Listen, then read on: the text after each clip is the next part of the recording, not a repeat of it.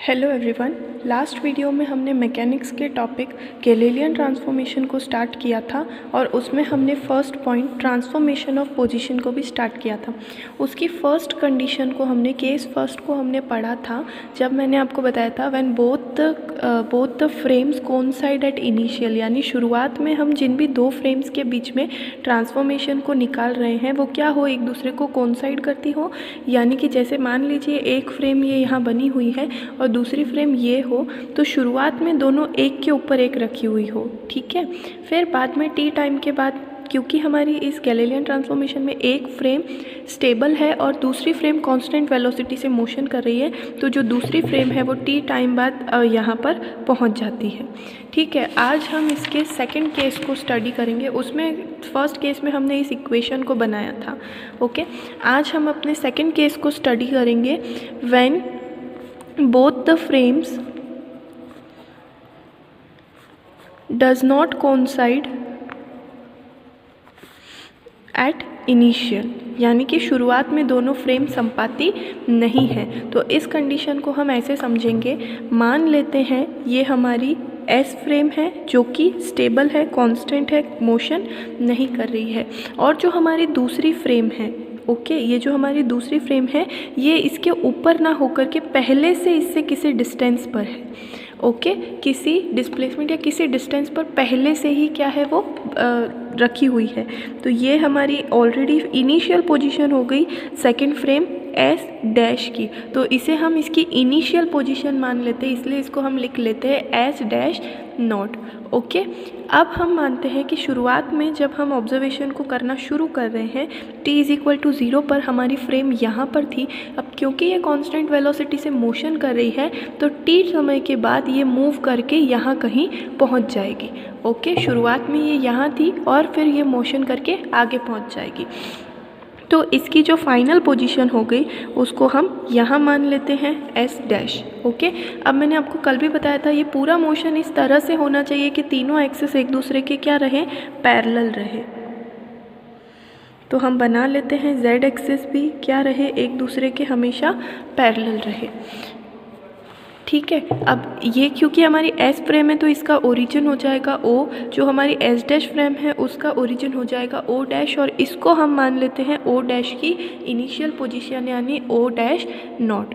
अब यहाँ पर हम अपना एक पॉइंट, अब क्योंकि मैंने आपको बताया ये इससे ऑलरेडी किसी डिस्टेंस पर थी, ठीक है, तो इसका पोजीशन वेक्टर, दोनों के बीच जो डिस्प्लेसमेंट था पहले से उसका पोजीशन वेक्टर हम मान लेते हैं आर नॉट, ओके। फिर कल जो हमने देखा था कि जब फ्रेम एक डिस्टेंस को ट्रैवल करती है या डिस्प्लेसमेंट को, तो कितनी दूरी चली वो, तो कितनी चलती है,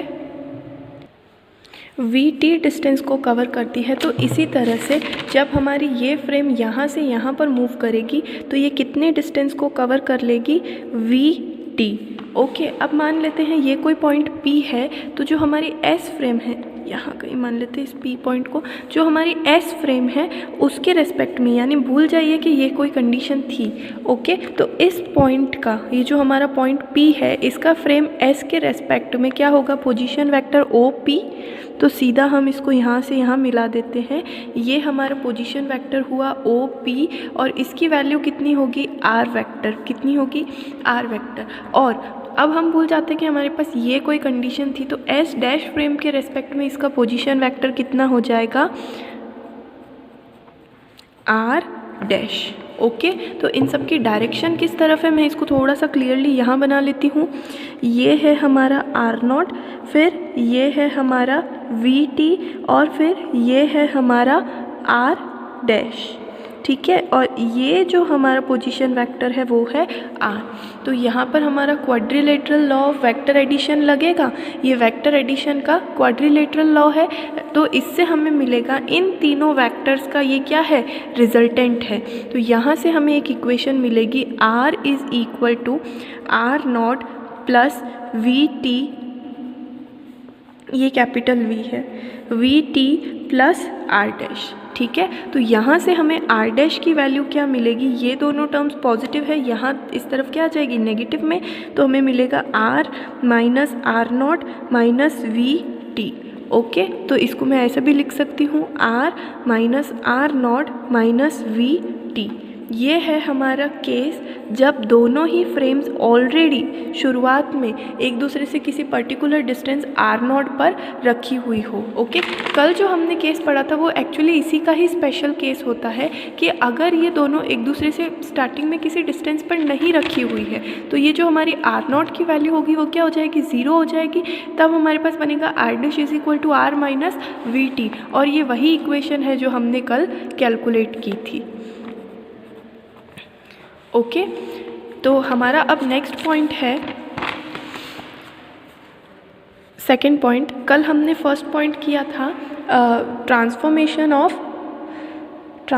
ऑफ पोजीशन। ठीक है, आज हम करेंगे transformation of displacement.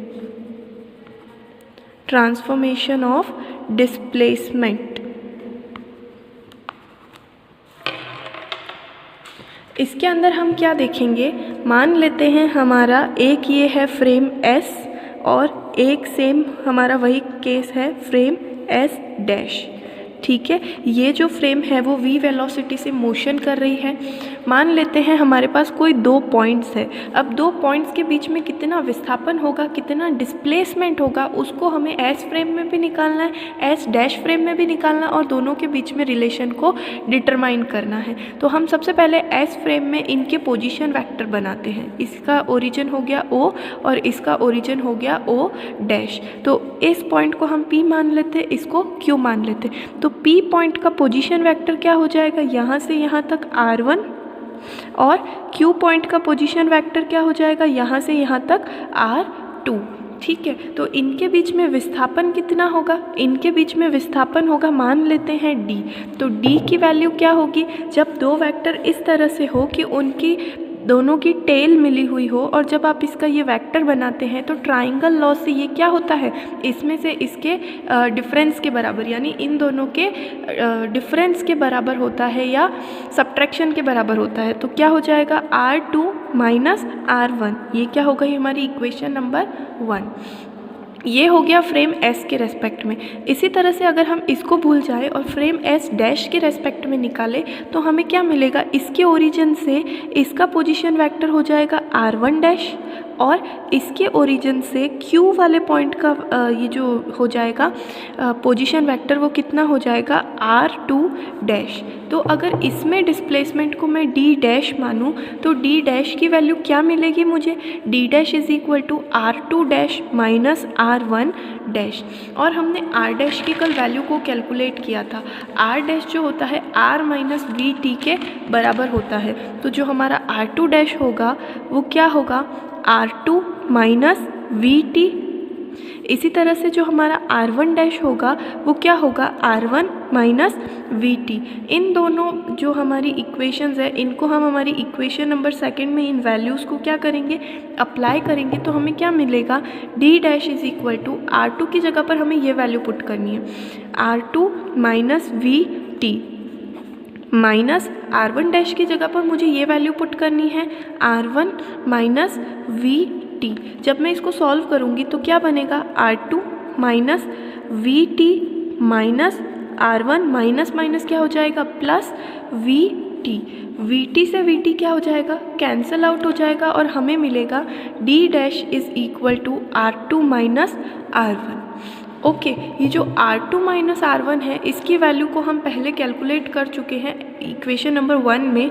r2 minus r1 किसके बराबर है, d के बराबर है। तो यहाँ पर हम लिखेंगे d' = d, यानी इसका मतलब ये है कि दोनों ही फ्रेम्स में, जिसमें से एक फ्रेम स्टेबल है, दूसरी फ्रेम एक कांस्टेंट वेलोसिटी से मोशन कर रही है, तो गैलीलियन ट्रांसफॉर्मेशन में जो हमारा विस्थापन है वो कांस्टेंट रहता है, अचर रहता है। ओके, तो ये एक बहुत इम्पॉर्टेंट एस्पेक्ट है कि जो हमारा पोजीशन है वो चेंज हो जाती है, लेकिन फिर भी जो विस्थापन है वो हमेशा क्या रहता है, दोनों ही फ्रेम्स में इक्वल रहता है, कांस्टेंट रहता है। इसे हम हिंदी में गैलीलियन अनिश्चरता का नियम कहते हैं। गैलीलियन अनिश्चरता का नियम। और किसकी अनिश्चरता, विस्थापन की। विस्थापन के गैलीलियन की अनिश्चरता का नियम कहते हैं, और इंग्लिश में इसे हम कहते हैं Galilean invariance of displacement. Okay, क्या कहते हैं हम? Galilean invariance of displacement. इसका मतलब ये है कि चाहे हमारी पोजीशन चेंज हो रही है, लेकिन गैलीलियन ट्रांसफॉर्मेशन में हमारा जो डिस्प्लेसमेंट है वो कांस्टेंट बना रहेगा, चेंज नहीं होगा। ओके, अब नेक्स्ट हमारा टॉपिक है वेलोसिटी। अब हम वेलोसिटी कैसे चेंज होती है गैलीलियन ट्रांसफॉर्मेशन में उसको देखेंगे। तो थर्ड पॉइंट है हमारा ट्रांसफॉर्मेशन ऑफ वेलोसिटी। अब आपको पता होगा वेलोसिटी क्या होती है, v is equal to D R by D T. ठीक है, v इज इक्वल टू क्या होता है, D R by D T. तो हम सबसे पहले जो हमने पोजीशन की इक्वेशन को निकाली थी, इसकी इक्वेशन को, उसको हम क्या करेंगे, डिफरेंशिएट करेंगे। ठीक है, तो सबसे पहले हम अपनी इक्वेशन को लिख लेते हैं। हमने इक्वेशन क्या निकाली थी, R dash is equal to R minus capital V T. ठीक है, तो यहाँ हम लिख लेते हैं R dash is equal to R minus capital V into T. अब हम ये वेलोसिटी किसकी निकाल रहे हैं, जो हमने पार्टिकल कंसीडर किया है, ये पी पॉइंट कंसीडर किया है, इसके बारे में हम अब स्टडी करेंगे। यहाँ जो हमने ये पी पॉइंट माना था, इस पी पॉइंट की वेलोसिटी इस फ्रेम में क्या दिखाई देगी, एस फ्रेम में, और एस डैश फ्रेम में हमको क्या दिखाई देगी, उसके बीच में हम रिलेशन को निकालेंगे। तो उस रिलेशन को हमने, उस पार्टिकल की वेलोसिटी को हम स्मॉल v से डिनोट करेंगे, और ये जो कैपिटल V है ये है हमारी वेलोसिटी ऑफ फ्रेम। ठीक है, तो जब मैं इसका डिफरेंशिएशन करूँगी तो ये हो जाएगा d by D T of R dash is equal to D by D T of R vector minus v जो है, यानी वेलोसिटी ऑफ फ्रेम हमारी क्या है, कांस्टेंट है, तो कांस्टेंट टर्म क्या आ जाएगी, बाहर आ जाएगी, फिर d by D T of t। यहाँ पर हम लिख लेंगे v is equal to velocity of frame s dash, जिससे हमारी फ्रेम मोशन कर रही है। और हमने शुरू में ही ये देख लिया था कि गैलीलियन ट्रांसफॉर्मेशन में जो फ्रेम है वो हमारी कांस्टेंट वेलोसिटी से मूव करती है, तो v जो है वो क्या हो जाएगा, कांस्टेंट। तो अब इस इक्वेशन की हम वैल्यूज़ को अगर देखें तो ये बनेगा D R by D T is equal to small v, यानी कि s फ्रेम में पार्टिकल की वेलोसिटी, माइनस ये हो जाएगी एस डैश फ्रेम की खुद की वेलोसिटी, और d by D T of t क्या होता है, 1 होता है।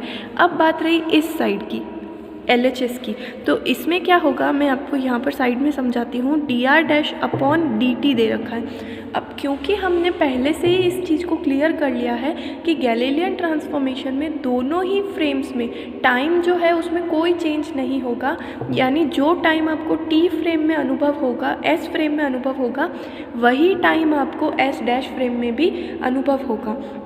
ओके, तो देखा जाए तो अगर इस इक्वेशन का मैं डिफरेंशिएशन करूँ तो d T is equal to d t dash. Okay, और d are dash upon D t dash जो होता है वो हमारा वी डैश के बराबर होगा, यानी कि एस डैश फ्रेम में पार्टिकल की वेलोसिटी। लेकिन हमने इस इक्वेशन से देख लिया है कि जो डी टी डैश है वो डी टी के क्या है, बराबर है। तो ये इक्वेशन से मैं वैल्यू को यहाँ रिप्लेस कर सकती हूँ, तो मुझे क्या मिलेगा, D are dash upon D T is equal to V dash, यानी कि ये क्या होगी हमारी, ये टर्म बनेगी एस डैश फ्रेम में पार्टिकल की वेलोसिटी। तो यही टर्म हमें यहाँ पर भी गिवन है, तो इसकी वैल्यू मुझे क्या मिलेगी, स्मॉल वी डैश। तो यहाँ हम लिख लेंगे कि हमारा जो स्मॉल वी डैश है वो क्या है, वेलोसिटी ऑफ पार्टिकल